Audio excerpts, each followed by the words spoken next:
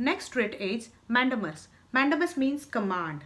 This writ is issued by Supreme Court or High Court under Article 32 and 226 respectively.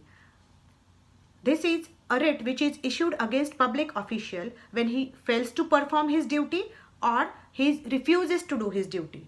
By this order, a command will be given to that public official to do his duty or to abstain from doing when he is not supposed to do something.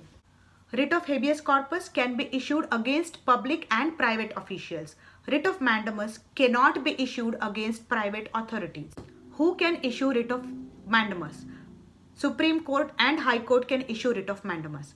Parliament by Article 32 confer this power to issue a writ on any other court within the territory of India.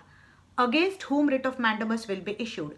It can be issued against public officials, against government, against corporation, against lower judiciary. It can be issued against tribunals as well. There are so many tribunals like administrative tribunals, for example, railway rates tribunal, income tax tribunal. So writ of mandamus can be issued against them. When writ of mandamus will not be issued?